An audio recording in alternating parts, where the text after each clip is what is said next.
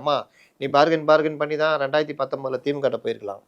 NDA கூட்டணிக்கு வந்து ஒன்றும் இல்லாமல் போனோம். 2021 திமுகட்ட போயிருக்கலாம்.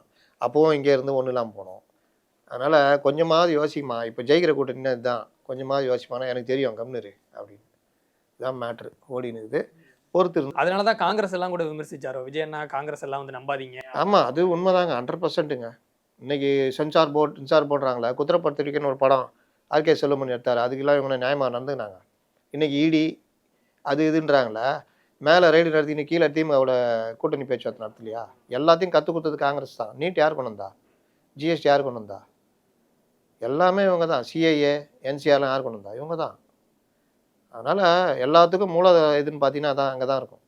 இப்போ பாமக ஒரு முக்கிய ரோல் ப்ளே பண்ணுவாங்க எல்லா எலெக்ஷன்ஸ்லையும். இப்போ அன்புமணி அவர்கள் வந்து அதிமுக கூட தான் கூட்டணிங்கிறத உறுதி பண்ணிட்டாரு. இப்போ ராமதாஸ் ஐயா என்ன தாட்டில் இருக்காரு? அவர் பின்னாடி சில நிர்வாகிகள் இருக்கிறாங்க. இப்போ கிட்டத்தட்ட அவங்க எல்லாத்தையும் திமுகவில் பேசிட்டு நாங்கள் உனக்கு ஆதரவு கொடுக்குறேன்னு ஒரு அறிக்கை விட்டுட்டு எல்லாரையும் உதயசூரியன் நிற்க வைப்பா 4 பேர் இருக்கிறாங்க அமுச்சு விட்றேன் அப்படின்ட்டு பண்ணுவார். வேறு என்ன பண்ணுவார்?